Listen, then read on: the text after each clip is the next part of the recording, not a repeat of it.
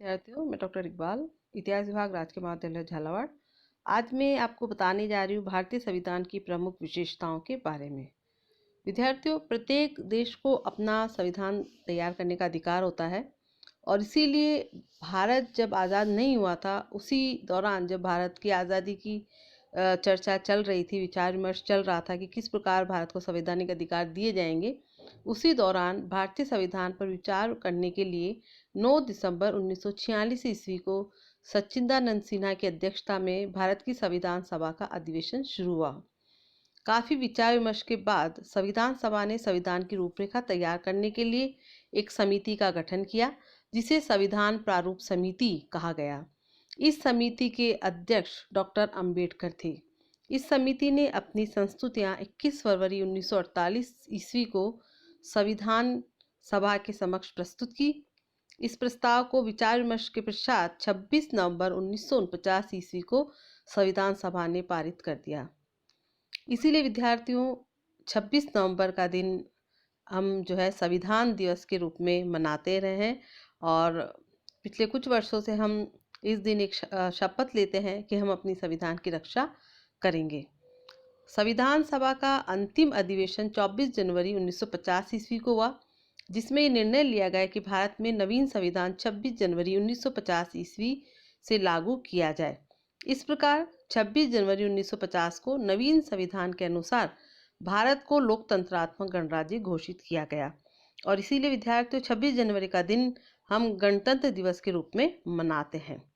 Doctor Ambedkar द्वारा तैयार किए गए संविधान के प्रारूप की प्रमुख बातें या प्रमुख विशेषताएं विद्यार्थियों निम्न प्रकार थी। सबसे पहले आता है इसमें कि लोकप्रिय प्रभुसत्ता पर आधारित संविधान, यानी भारतीय संविधान लोकप्रिय प्रभुसत्ता पर आधारित है, अर्थात यह भारतीय जनता द्वारा निर्मित संविधान है और इस संविधान द्वारा अंतिम शक्ति भारतीय जनता को प्रदान की गई है। भारतीय संविधान के प्रस्ताव में स्पष्ट है कि ये भारतीय जनता द्वारा निर्मित, अधिनियमित और अंगीकृत है। इस संविधान की जो एक प्रमुख विशेषता है वह है इसकी प्रस्तावना। भारतीय संविधान की प्रस्तावना अत्यंत महत्वपूर्ण है क्योंकि इसमें व्यक्तिगत स्वतंत्रता प्रदान करने की बात कही गई है। भारतीय संविधान की जो उद्देशिका है, जो भूमिका है, उसमें लिखा हुआ है कि हम भारत के लोग भारत को एक संपूर्ण प्रभुता संपन्न लोकतंत्रात्मक गणराज्य बनाने तथा इसके सब नागरिकों को सामाजिक, आर्थिक और राजनीतिक न्याय, विचार अभिव्यक्ति, विश्वास, धर्म और पूजा की स्वतंत्रता, प्रतिष्ठा और अवसर की समता प्राप्त कराने के लिए उसके मन में व्यक्ति की गरिमा, राष्ट्र की एकता और अखंडता सुनिश्चित करने वाली बंधुता बढ़ाने के लिए दृढ़ संकल्प होकर इस संविधान सभा में आज तारीख 26 नवंबर 1949 ईस्वी को इस संविधान को अपनाते हैं। विद्यार्थियों, भारत की जो संविधान की प्रस्तावना है वह काफ़ी महत्वपूर्ण इसीलिए मानी गई है क्योंकि इसमें आम जनता में प्रभुसत्ता को माना गया है। इस संविधान का जो एक अन्य महत्वपूर्ण जो फीचर है या विशेषता है वह है कि धर्मनिरपेक्ष और समाजवादी गणराज्य घोषित किया जाना। नवीन संविधान के द्वारा भारत में धर्मनिरपेक्ष समाजवादी गणराज्य की स्थापना की गई। इस प्रकार समस्त संप्रदायों के लोगों को समान अधिकार व अवसर प्रदान किए गए। भारत में धर्म अथवा संप्रदाय के आधार पर कोई भेदभाव नहीं किया जाता है।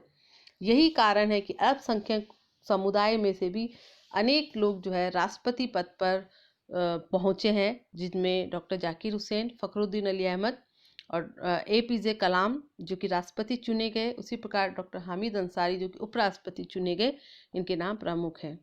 समाजवाद पर भी भारतीय संविधान में जोर दिया गया है। भारतीय संविधान की एक प्रमुख विशेषता और है वह है लिखित एवं विशाल संविधान। भारतीय संविधान की एक प्रमुख विशेषता यही है कि ये संविधान लिखा हुआ है तथा विश्व का सबसे लंबा संविधान है। बहुत सारे देश ऐसे होते हैं जहाँ जिनका संविधान अलिखित होता है और संविधान के अलिखित होने से बहुत सी बार समस्या उत्पन्न हो जाती है कि किस प्रकार आगे विधायी का कार्य करेगी। भारतीय जो संविधान है इसमें बहुत सारी अनुसूचियां हैं, बहुत सारे इसमें अध्यायों को शामिल किया गया है और इसमें कुछ अनुसूचियाँ भी शामिल है। तो ये जो भारत का जो संविधान है, जैसा कि हमने कहा कि लिखित और निर्मित और विस्तृत संविधान है। और जैसा कि डॉक्टर आइवर जेनिक्स कहते हैं कि भारतीय संविधान विश्व का सर्वाधिक व्यापक संविधान है। भारत के संविधान में 395 अनुच्छेद और 12 अनुसूचियां तथा 22 अध्याय एवं 3 परिशिष्ट है। जबकि इसकी तुलना के रूप में हम देखें तुलनात्मक रूप से, तो अमेरिका के संविधान में 147, ऑस्ट्रेलिया के संविधान में 128 और दक्षिण अफ्रीका के संविधान में 153 अनुच्छेद ही है। तो इस प्रकार विद्यार्थियों, ये विश्व का सबसे विस्तृत और लंबा संविधान माना गया है। भारतीय संविधान के विशाल होने का कारण यह है विद्यार्थियों कि भारतीय संविधान का स्वरूप संघात्मक है तथा उसे कनाडा के संघात्मक ढांचे के आधार पर बनाया गया है। इसमें राष्ट्रीय सरकार के संगठन के अलावा संघ में सम्मिलित इकाइयों के संगठन का भी वर्णन है। भारतीय संविधान के विशाल होने का एक अन्य कारण इसका 1935 के अधिनियम के अनुसार बनाया जाना भी है। इस विषय में श्रीनिवासन कहते हैं कि हमारा नया संविधान 1935 ईस्वी के भारतीय अधिनियम के समान ही न केवल एक संविधान है अपितु एक विस्तृत कानून संहिता भी है, जिसमें देश की सारी वैधानिक और शासन संबंधी समस्याओं पर प्रकाश डालने का प्रयास किया गया है। हमारे संविधान की एक अन्य विशेषता है अन्य देशों के संविधानों के आधार पर निर्मित। भारतीय संविधान पूर्णतया मौलिक नहीं है। भारतीय संविधान के निर्माता भारत के लिए एक उच्च कोटि का संविधान बनाना चाहते थे, अतः उन्होंने विभिन्न देशों के संविधानों की अच्छी बातों को शामिल इस संविधान में किया। इस विषय में डॉक्टर MP शर्मा कहते हैं कि हमारे संविधान के निर्माताओं ने यह दावा कभी नहीं किया कि वे कोई अद्भुत मौलिक संविधान की रचना करेंगे। वे एक अच्छा तथा सुचारू रूप से काम चलाने वाला संविधान बनाना चाहते हैं।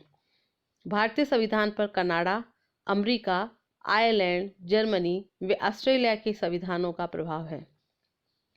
हमारे संविधान की एक अन्य विशेषता है राष्ट्रीयता की भावना को बढ़ाने वाला।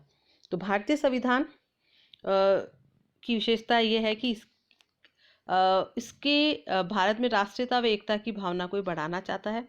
एकता बनाए रखने के लिए संपूर्ण भारत में एक सर्वोच्च न्यायालय, अखिल भारतीय प्रशासनिक सेवा केंद्र तथा सेवा केंद्र को शक्तिशाली बनाया गया तथा एक राजभाषा घोषित की गई।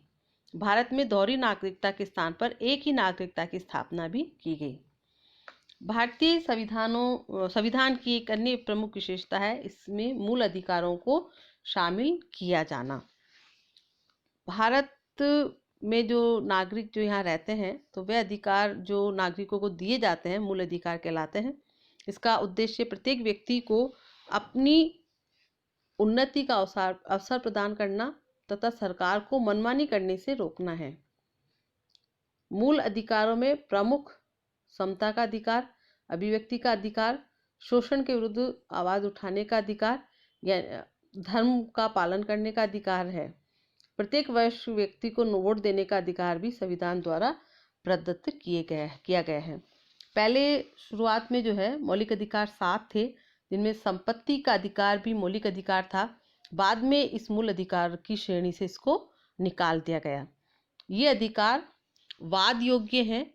प्रत्येक भारतीय लोकतंत्र तथा उसकी उदार व स्वतंत्र संस्थाओं के अस्तित्व के मूल अधिकार हैं, परंतु नागरिकों को ये मूल अधिकार निरपेक्ष नहीं है। संविधान द्वारा अपवादों, विशेष व्यवस्थाओं और शर्तों द्वारा उन्हें मर्यादित भी किया गया है।